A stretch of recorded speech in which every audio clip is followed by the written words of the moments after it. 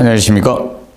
자, 이번 시간은 아스팔트 방수에 대해서 알아보도록 하겠습니다. 우리가 건축물의 방수 공사를 할 때 가장 기본이 우리가 과거에는 대규모 방수에는 이 아스팔트 방수 공사를 사용했고, 그리고 여러분들이 일반 욕실 같은 데 있죠. 이런 데는 시멘트 액체 방수를 썼었습니다. 그러면 아스팔트 방수 공사를 할 때 제일 먼저 재료적인 측면을 먼저 나오고 있죠. 재료적인 측면을 봤을 때 아스팔트 방수는 재료가 특히 아스팔트 재료가 있습니다. 먼저 아스팔트. 아스팔트 재료가 현재 여러분 페이지 182페이지 보시면 자, 스트레이트 아스팔트가 있고요. 이 세 가지가 대표적이다 이겁니다.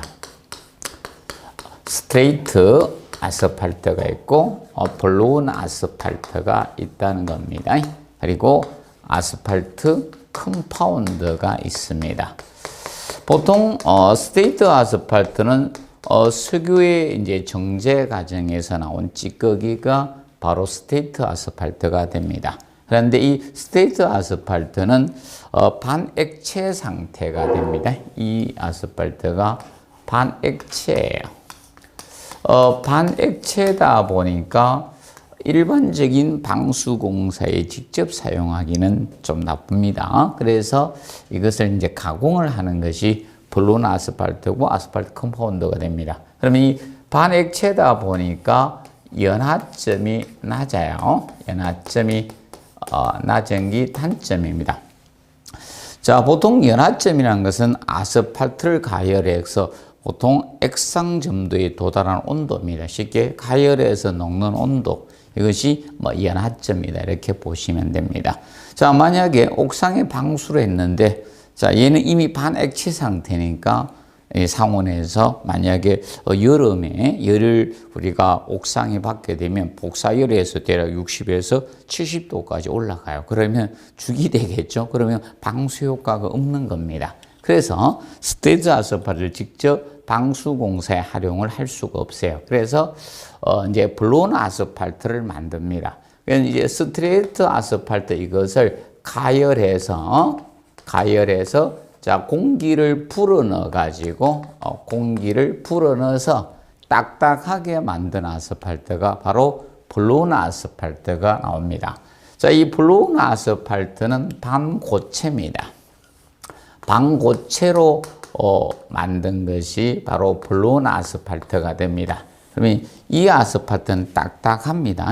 그런데 연하점은 높지만 침입도가 좀 떨어진다 이렇게 보시면 돼요.強도가 무르진 않죠. 딱딱하니까. 그래서 이거는 연하점이 높은 게 특징이에요. 특징입니다. 그런데 이제 이것이 이제 반고체가 되다 보니까 좀 딱딱하죠. 유동성이 떨어지니까 이 블로운 아스팔트를 다시 가공을 하는 겁니다. 여기에다가 자, 이제 동식물성 유지, 기름 성분하고 강분말질을 더 플러스 첨가를 첨가해서 이 아스팔트 컴파운드를 만들게 되는 겁니다. 그래서 이 아스팔트 컴파운드가 일반적인 연하점도 높으면서 이 아스팔트는 연하점도 높고 이제 침입도도 우리가 보통 큰 아스팔트가 되는 겁니다. 그래서 모든 측면에서 좋은 아스팔트가 이 아스팔트 컴파운드가 된다. 그래서 제일 우수한 제품이다 이렇게 보시면 됩니다.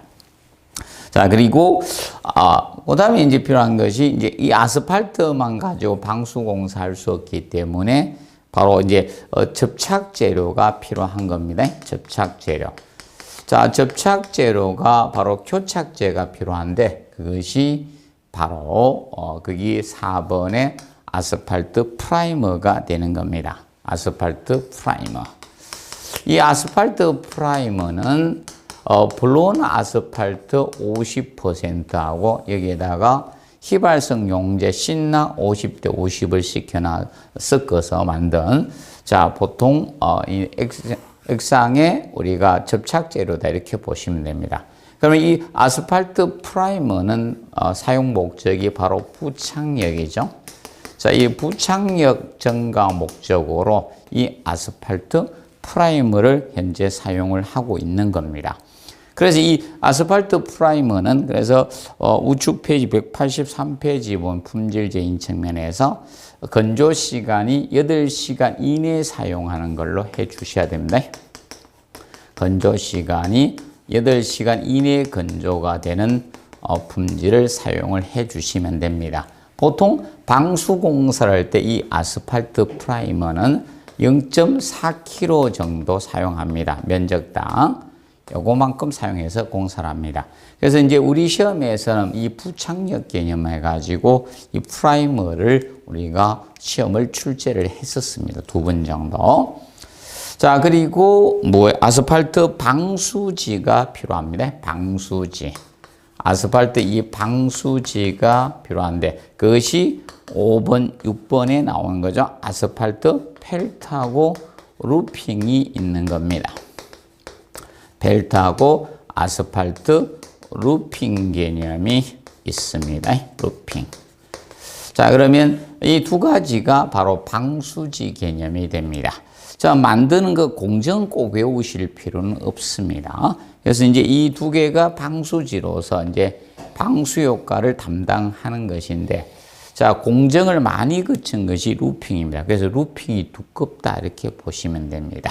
그래서 여러분들 보통 여러분들 저런 거죠. 지붕공사 같은 거 할 때 검은 거 이렇게 까는 거 보셨죠? 그게 바로 이 아스팔트 펠트나 루핑이다 이렇게 보시면 됩니다. 자, 그러면 이 아스팔트 루핑하고 펠트가 방수지로서 얘들은 두루마리 제품으로 만들어집니다. 두루마리 제품으로 만들어지기 때문에 보관할 때는 세워서 보관을 해 주시면 됩니다. 세워서 보관하는 게 기본이 됩니다. 자, 그리고 이 아스팔트 펠트나 루핑은 그래서 펠트가 얇고 루핑이 두껍습니다. 그래서 보통 이 두루마리 제품 중에 얘가 루핑이 길이가 짧게 나올 수밖에 없어요. 두껍기 때문에 많이 감을 수 없겠죠. 그래서 펠트가 좀 길게 제작돼서 나온다 이렇게 보시면 됩니다. 자, 그리고 이 방수지 이제 겹침은 어떤 조건이 없을 때 기본은 100mm로 우리가 하시면 됩니다. 100mm. 겹침은 기본적인 100mm가 기본이다 이렇게 보시면 됩니다. 그러면 이 재료를 이용해서 방수공사 시공을 하게 됩니다. 자, 그러면 이 방수공사는 다음과 같이 하시면 됩니다. 자, 그러면 현재 이 구조체가 있으면 구조체, 옥상 슬래브라든지 구조체라고 해도 되고 또는 모재 또는 모체 이렇게도 칭하겠죠. 자, 그러면 얘는 구조체가 나빠도 방수 공사를 할 수가 있습니다. 아스팔트 방수는. 이 아스팔트 재료는 신축성이 좋기 때문에 모체가 나빠도 방수 공사가 가능합니다. 자, 그러면 가장 먼저 우리가 바탕 처리 공사를 하게 됩니다. 그래서 제일 먼저 우리가 이루어지는 게 바탕 처리 공사를 먼저 합니다. 바탕 처리가 먼저 진행을 합니다. 그래서 이제 바탕을 평활하게 만들기 위해서 바탕 처리 공사를 하게 되는데, 자, 이때 바탕 처리에서 주의할 점은 이 점에 대해서 조금 주의해 주시면 됩니다. 첫째, 오목모서리 부분, 오목모서리. 자, 오목모서리는 삼각형으로 처리를 해 주셔야 됩니다. 삼각형으로. 왜 그런가 하면 아스팔트 방수는 다층 방수법이에요. 8층, 10층 같이 여러 겹으로 공사가 되다 보니까 직각으로 하면 공사가 힘들어서 이 오목모서리를 삼각형으로 처리를 해주고 있습니다. 자, 그리고 두 번째 진행에 이 바탕 처리를 하고 나서 바탕이 건조 상태에서 방수 공사가 이루어지 방수층에 들뜸이 없게 됩니다. 자, 그래서 바탕은 건조 상태가 돼야 돼. 바탕은 이 건조 상태가 돼야 되기 때문에 바탕의 함수 상태가 함수 상태가 8% 이하가 기준의 상태가 8% 이하의 건조 상태에서 우리가 시공을 해줘야 됩니다. 이렇게 해서 바탕 모르타르 바탕을 골라주고서 이제 공사를 하게 됩니다. 그러면 여기에다가 우리가 방수 공사를 진행하게 되는데 이때 방수층, 아스팔트 방수층을 위에서 우리가 여기에서 봤던 좌측에서 봤던 재료를 이용해서 방수층 공사를 우리가 하게 되는 겁니다. 그래서 첫 번째로 바탕 처리를 가장 먼저 하고 그 다음에 이제 두 번째로 해야 되는 것이 바로 아스팔트 방수층 시공을 하는 겁니다. 아스팔트 이 방수층 시공을 하게 되는 겁니다. 두 번째로 그러면 이 아스팔트 방수층은 다층입니다. 8층, 10층 같이 다층으로 우리가 방수를 하게 되는 다층 방수법이 바로 아스팔트 방수가 되는 겁니다. 자, 그러면 먼저 그러면 이 어떻게 방수 공사가 진행이 되느냐? 바로 1층. 그래서 이 재료를 좌측에 있는 이 재료를 이용해서 방수 공사를 하니까 가장 먼저 접착제를 발라야 되겠죠. 그래서 아스팔트 부착력 증가를 해서 아스팔트 프라이머 도포가 가장 먼저 진행을 하는 거예요. 접착제를 먼저 발라야 되죠. 그리고 나서 아스팔트 2층에서는 이 짝수층에서는 아스팔트를 갖다가 도포를 합니다. 그럼 아스팔트를 도포하고 나서 이제 3층이 홀수층에는 우리가 방수지를 까는 거예요. 아스팔트 방수지. 그래서 방수지에 뭐가 있었습니까? 아스팔트 펠트나 루핑이 있죠. 그래서 밑에 펠트를 깔겠죠. 그리고 그 다음에 이제 짝수층은 전부 다 아스팔트가 되는 겁니다. 아스팔트 도포하고 그리고 나서 이제 5층 다시 방수지 아스팔트 루핑 까는 거예요. 그리고 나서 5층이 다시 이제 6층 짝수층은 아스팔트입니다. 항상 짝수층은 아스팔트. 이거는 층이라는 것은 그 재료의 층을 이야기하는 것이지 여러분들이 제발 사시고 계시는 그 아파트 층수가 아닙니다. 그래서 이것은 재료의 층입니다. 그래서 이것을 반복을 하는 겁니다. 아스팔트. 그리고 다시 홀수층에 다시 방수지 아스팔트 루핑 까는 거고 그리고 나서 10층 이렇게 짝수층은 전부 다 아스팔트입니다. 짝수층은 아스팔트를 우리 깝니다. 자, 그러면 이렇게 이제 10층을 했을 때는 방수지가 아스팔트 방수지가 하나, 둘, 셋, 네 개가 되었죠. 그래서 이것을 사겹이라고 합니다. 이 10층을 사겹 방수라고 합니다. 사겹 조립 방수입니다. 그러면 만약 8층에서는 상겹 조립이 되겠죠. 이렇게 해서 공사를 합니다. 그래서 시공이 좀 까다롭죠. 그리고 나서 그 위에다가 보호 누름 공사를 하게 됩니다. 그 위에다가 보호 누름층 공사를 합니다. 그래서 아스팔트 방수는 보호 누름층 시공이 반드시 필요합니다. 보호 누름층 시공이 없으면 방수층에 들뜸이 생기겠죠. 그리고 그 위에다가 FM은 마감층을 한 번 더 해줍니다. 보통 안 할 수도 있고 마감층 시공을 우리가 해줍니다. 그래서 이제 시공이 복잡한 방수다 이렇게 보시면 되죠. 정리를 해두시면 되겠습니다.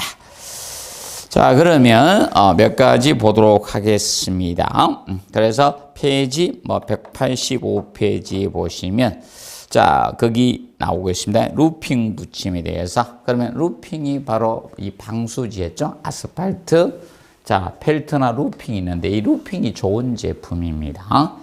자, 그래서 이제 루핑 붙임을 할 때 그게 해놨죠. 먼저 1번에 자, 볼록 오목 모서리 자, 부분은 일반 평면부 붙이기 전에 미리 자, 너비 300mm 정도의 루핑을 균등히 덧붙임 보강이 먼저 이루어지자는 겁니다. 그러면 평면부 루핑이 나중에 부착이 된다는 거죠.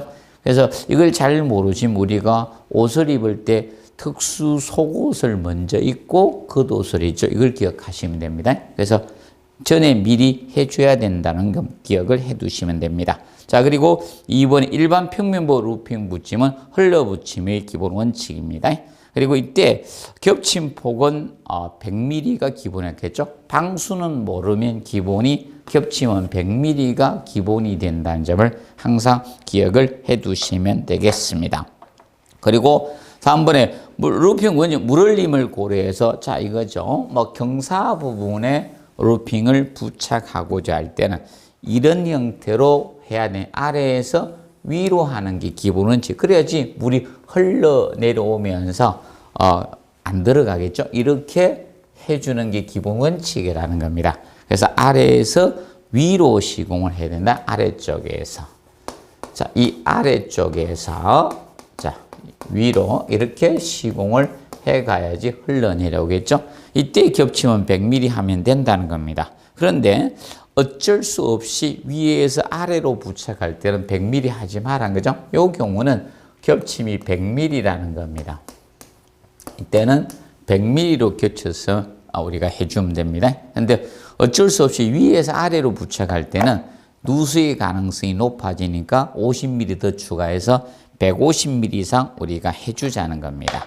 그리고 4번에 치켜 올린 물을 이제 평면부와 별도로 이제 해서 붙이는 경우 있죠. 이때도 추가로 평면 루핑 붙인 후에 기본적으로 150mm 정도 겹침을 두라는 겁니다. 그 점을 기억을 해 두시고, 자, 그러면 이 아스팔트 방수는 그래서 시멘트 액방하고 비교했을 때 어떤 특징이 있는가 기억하십시오. 그러면 시멘트 액체 방수가 보해서 아스팔트 방수는 첫 번째, 얘는 이건 대규모 방수 공사에 많이 사용한다. 대규모 방수 특징이 공사에 우리가 사용되는 방수가 해당이 됩니다. 자, 그리고 얘는 보호 누름층이 반드시 필요합니다. 보호 누름층 시공이 필요합니다. 시공이 필요한 것이 바로 이 시멘트, 이 아스팔트 방수입니다. 그리고 얘는 나중에 결함부 발견이 어렵습니다.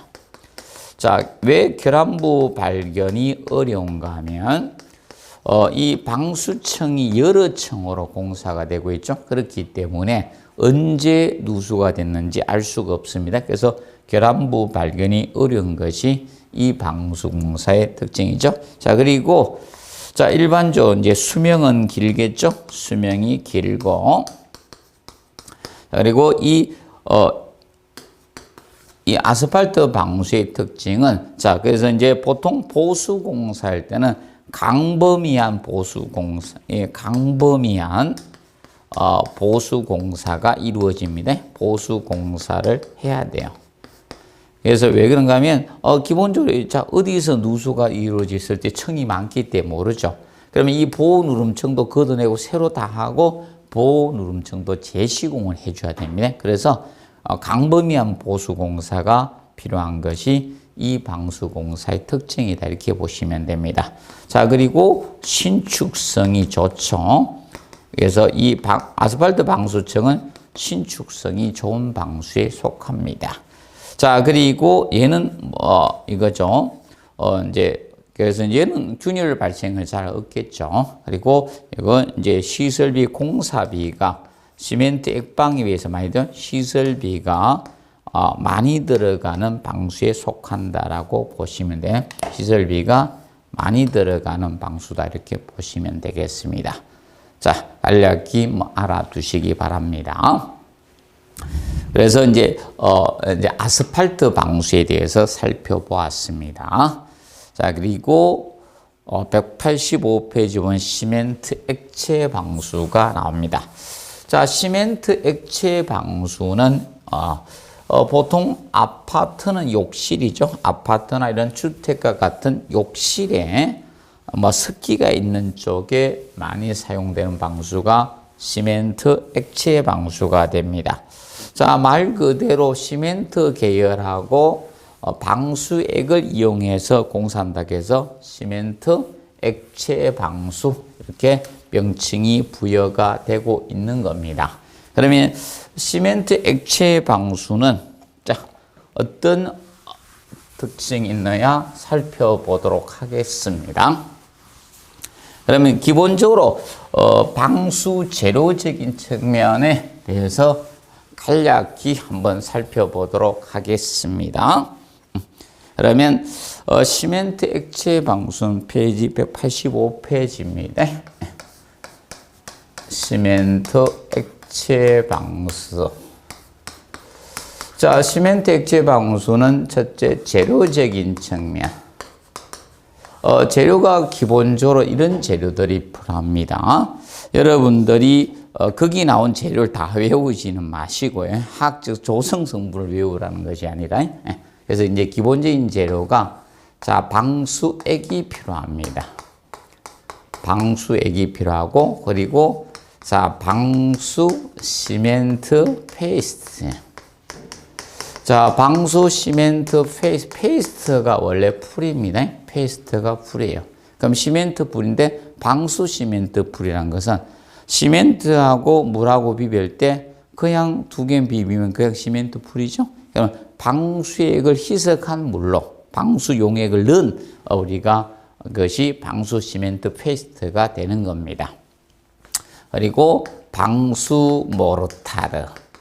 이 세 가지 재료 가지고 우리가 시멘트 액체 방수는 공사를 한다라고 보시면 됩니다. 자, 그러면 시멘트 액체 방수의 자, 시공적인 측면은 자, 시공은 다음과 같이 우리가 해 주시면 됩니다. 현재 이런 구조체가 있었습니다. 이렇게. 지금 현재 모체가 있죠. 그러면 보통 이 모재 구조체라고 했습니다. 모체라고 했죠. 또는 구조체. 자, 그럼 이 모체 조성에 주의해야 됩니다. 조성에 주의해야 되는 방수가 바로 이 시멘트 액체 방수가 모체 조성에 주의해야 돼요. 왜 그런가 하면 이 시멘트 액체 방수의 특징은 자, 시멘트 제품들은 신축성이 있다 없다? 없죠. 신축성이 없어요. 신축성이 없기 때문에 균열이 잘 발생하는 겁니다. 그래서 이거는 균열 발생이 잘 생기는 거야. 아스팔트는 균열이 안 생기죠? 균열이 잘 발생하는 겁니다. 그렇기 때문에 이 구조체가 모체가 균열을 가면 방수층도 균열을 갈 수밖에 없는 겁니다. 그래서 모체 조성에 주의해야 돼요. 그럼 모체를 잘 구성해 놓은 것이 오래 간다 이렇게 보시면 됩니다. 자, 그러면 가장 먼저 작업을 해야 될 것이 무엇이냐? 여기에서는 제일 먼저 시멘트 액체 방수는 가장 먼저 진행할 것이 첫 번째로 시공에서는 자, 바탕 정리 및 물 청소를 먼저 하게 됩니다. 바탕 정리해야 돼요. 자, 이런데 바닥에 흙이라든지 이런 이물질 이런 게 있으면 안 되겠죠. 그래서 바탕 정리 및 자, 물 청소를 합니다. 자, 물 청소는 함수 상태, 이 바탕의 함수 상태를 우리가 이거는 서뷴 상태에서 방수를 할 수 있는 거잖아요. 그래서 함수 상태를 30% 하기 위해서 함수 상태를 우리가 30% 이하로 맞추기 위해서 바탕 정리를 하면서 물 청소를 하게 됩니다. 그리고 이때 오목모서리는 우리가 바탕 했을 때 바탕 처리할 때 오목모서리는 이때는 직각으로 하면 되는 겁니다. 직각으로 우리가 처리해 주면 됩니다. 그리고 바탕은 거친 것이 좋습니다. 같은 재료이기 때문에 자, 거칠게 해야지 부착력이 좋아집니다. 그래서 가장 먼저 바탕 정리 및 물 청소를 하고 나서 이 재료를 이용해서 방수 공사 하시면 됩니다. 그럼 여기에다가 바로 이거죠. 두 번째 해야 될 것이 바탕 물 청소하고 그다음에 두 번째 해야 될 것이 방수액을 침투시키는 거예요. 방수액을 침투시키고 그 다음에 방수 시멘트 페이스트를 바릅니다. 그 위에다 세 번째, 자, 방수 시멘트 페이스트를 우리가 바르게 됩니다. 풀을 칠합니다. 그리고 나서 자, 마지막으로 방수 모르타르를 갖다가 바르게 된 이 순서로 시공을 하면 됩니다. 그러면 이 방수 모르타르는 알아두실 것이 이거는 45분 이내에 사용하는 것이 좋습니다. 비비고 나서 45분 이내에 우리가 이렇게 공사를 해 두시면 됩니다. 이렇게 해서 시공하는 것이 시멘트 액체 방수가 됩니다. 자, 그래서 이제 시멘트 액체 방수의 특징에 대해서 몇 가지 더 알아보시면 바로 얘는 보호 누름을 안 해도 무방합니다. 보호 누름청은 안 해도 무방합니다. 꼭 반드시 할 필요는 없습니다. 기억을 해 두시고, 자, 그리고 이 방수는 알아두실 것이 같은 시멘트 제품이 되는 거죠. 그래서 아까 했죠. 요거 기억하시고, 모체 조성에 주의해야 되는 방수가 시멘트 액체 방수가 돼요.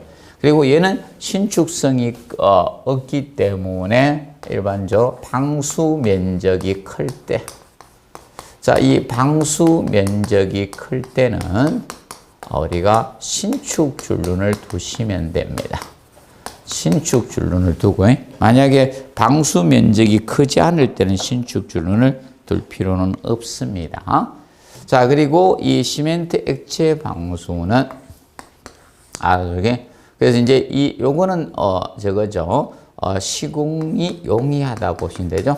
다른 아스팔트 방수보다 시공은 용이한 것이 특징이죠. 아스팔트 방수보다 시공이 용이해요. 이 아스팔트 방수 공사보다 시공이 용이합니다. 용이 쉽습니다.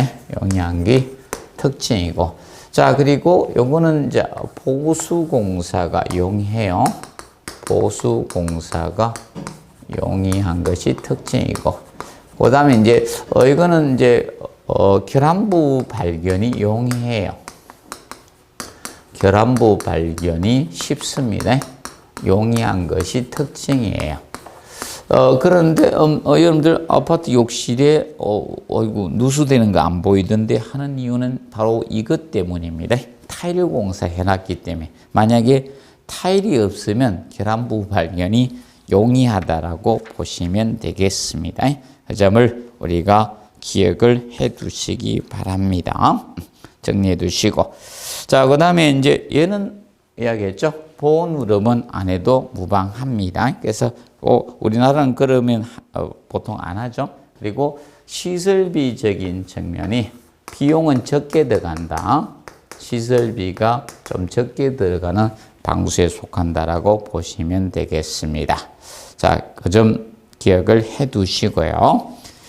그래서 이 시멘트 액방에 대해서 그래서 이제 가장 많이 나왔던 방수가 아스팔트예요.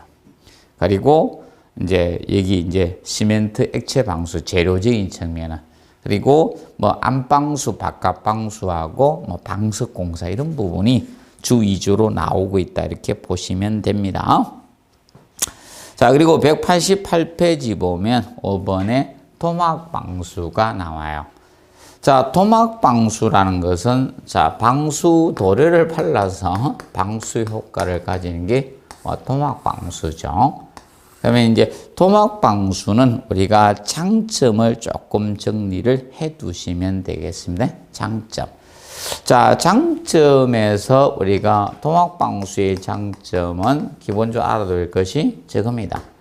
자, 복잡 부위 시공이 용이하다는 거예요. 자, 복잡 부위 시공이 용이하다는 것이 장점입니다. 장점이고, 그리고 보수공사도 용이합니다. 보수공사도 용이하고, 그리고 다른 방수에 비해서 경량이라는 거죠. 가볍다는 거예요. 경량이라는 장점을 가지고 있습니다. 자, 그리고 노출 공법도 가능하죠. 보호 누름을 해도 되고요. 해도 되는데 하면 비용이 많이 들어가죠. 그래서 노출 공법 많이 돼 있잖아요. 그러분들 지하 주차장 바닥 같은 데 보시면 에폭시 도막 방수 해놨죠. 노출하고 있잖아요. 그리고 옥상 같은 데도 녹색 칠하는 거 있죠. 이런 것들이 바로 도막 방수에 해당이 된다. 이렇게 보시면 됩니다. 자, 그리고 장점적인 측면을 우리가 간단히 보시고, 그 다음 이제 공법적인 측면. 공법은 간단히 해 두시면 돼요. 자, 코팅 공법과 라이닝 공법 두 가지가 있습니다. 그러면 방수들을 단순 도포해 주는 게 코팅 공법이고, 그 반면에 라이닝 공법은 거기 유리섬유나 합성성의 망상포를 적층해서죠. 망상포가 바로 보강포가 됩니다. 여기 망상포가 망상으로 생긴 포, 이 보강포의 개념이다. 보강포. 그래서 이 보강포를 대어주면서 자, 이렇게 되는 보강포이죠. 이런 걸 대주고 적층하는 거죠. 적층하는 게 바로 라이닝 공법입니다. 그러면 라이닝 공법을 쓰게 되면 균열 발생이 균열을 줄일 수 있겠죠. 발생하지 않도록 할 수도 있고, 그리고 코팅 공법에 의해서 두께가 좀 더 일정해지는 장점을 가지고 있는 겁니다. 그 점을 기억을 해 두시고요.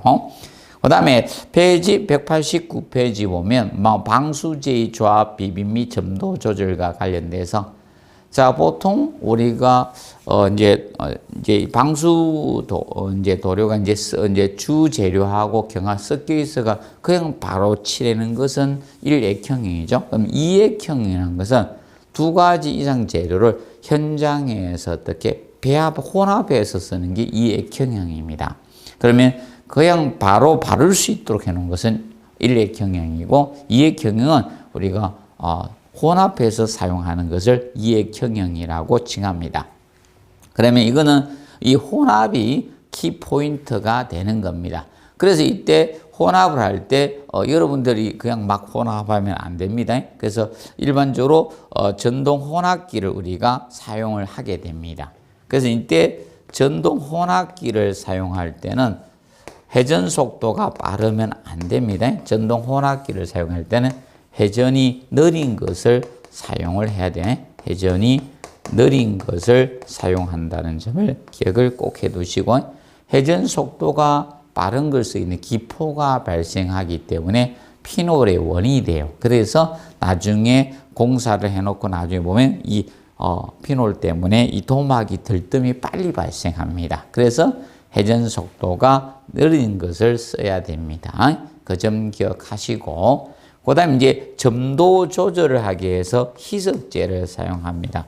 뻑뻑하면 공사하기 힘들잖아요. 그래서 이제 점도 조절을 하기 위해서 희석제를 사용을 하는데, 희석제를 사용할 때 이 희석제는 방수제에서 5% 이내로 사용해야 돼. 희석제는 5%입니다. 5% 이내로 우리가 사용한다는 점을 기억을 해 두시면 됩니다.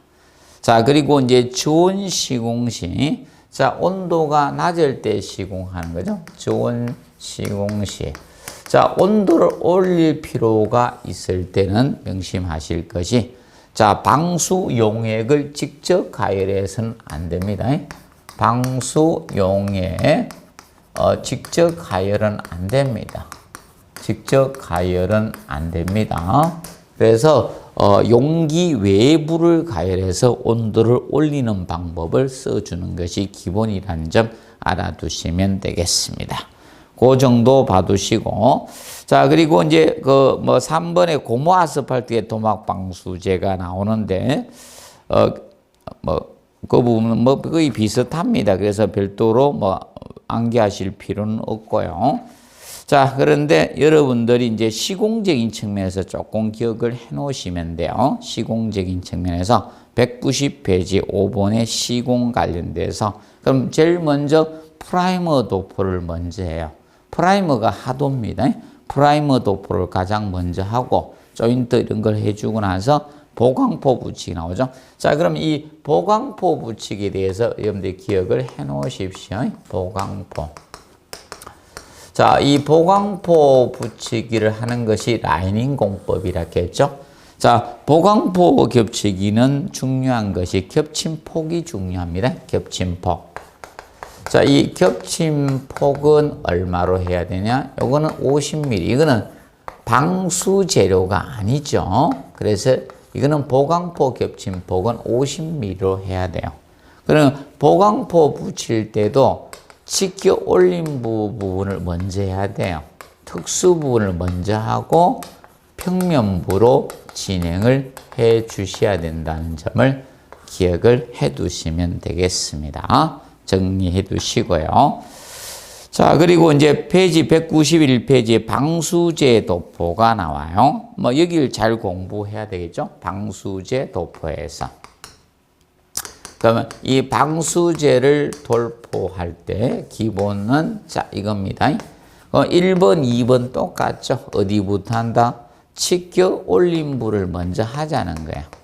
치켜 올린 부를 먼저 진행을 해야 돼. 이걸 먼저 하고 그 다음에 평면부로 진행을 한다는 점을 꼭 명심을 해 두시면 됩니다. 항상 기본은 특수 부분을 먼저 하는 게 원칙이 됩니다. 자, 그리고 이제 3번에 보시면 겹쳐 바르기는 악공정에 자, 겹쳐 바르기 위치가 동일한 위치에서 하면 안 돼요. 피해서 우리가 해 주시면 되겠고, 이때 도포 방향은 악공정의 직교 방향으로 한다. 자, 그러면 하도를 X축으로 이렇게 진행을 했으면 중도는 Y축으로 가주자는 겁니다. 그래서 X축, Y축, X축 이렇게 직교 방향으로 설치해 주시면 됩니다. 그리고 겹쳐 바르기, 이어 바르기 폭은 100mm다. 방수는 별도의 기준만 정확히 암기하시고요. 기본 방수의 겹침은 100mm가 기준이 된다는 점을 꼭 명심을 해 두시면 되겠습니다. 자, 그리고 제일 하단 10번 보십시오. 고무 아스팔트계 토막 방수제 외벽에 대한 스프레이 시공은 자, 과거에는 아래에서 위로 시공했는데 이제 바뀌어서 위에서 아래로 하셔야 됩니다. 자, 명심을 해 두세요. 그래서 고무 아스팔트계 토막 방수제 외벽에 대한 스프레이 시공은 위에서 아래로 진행하는 것을 원칙으로 잡고 있다는 점을 꼭 기억을 해 두시기 바랍니다. 정리해 두시고. 자, 그 다음에 192페이지 보시면 자, 저것이 나오죠. 자, 종류에 보시면 유제형, 에밀제형, 액상으로 된 거죠. 그리고 용제형, 솔벤트. 자, 솔벤트형 나오죠. 솔벤트의 합성고무, 솔벤트가 휘발성 용제잖아요. 그래서 이제 거기에 합성고무를 녹인 돌을 바른 게 솔벤트형입니다.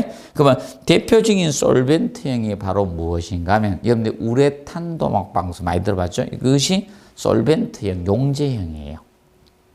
그래서 이거는 휘발성 용제를 사용하기 때문에 불에 위험하죠.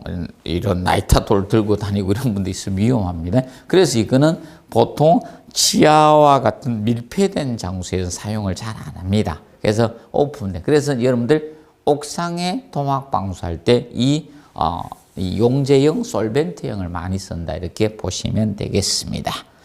자, 그리고 뭐 에폭시계, 에폭시 수지를 발라서 방수 효과를 가지는 거죠. 그래서 이 에폭시가 굉장히 내마모성이 강해요. 그래서 지하 주차장 바닥에 이 에폭시 토막 방수를 하고 있는 겁니다. 자, 그런데 단점이 무엇인가 하면 이 에폭시는 이런 신축성이 조금 떨어져요. 그리고 이제 내구성이 약해요. 특히 자, 태양에 관련된 여기 이제 지금 여기에 대한 내구성이 떨어져요. 기후에 관한 것. 그래서 옥상 바닥에는 사용을 안 하는 겁니다. 그래서 지하 주차장 바닥에 우리가 이 에폭시 토막 방수를 하고 있다 이렇게 보시면 되겠습니다. 자, 그래서 이번 시간에는 여기서 마무리하도록 하겠습니다. 그래서 다음 시간에는 거기 계량 아스팔트 방수 시트하고 합성 고분자 시트 방수의 그 시트 방수를 뭐 두 개 비교해서 간략히 보도록 하겠습니다.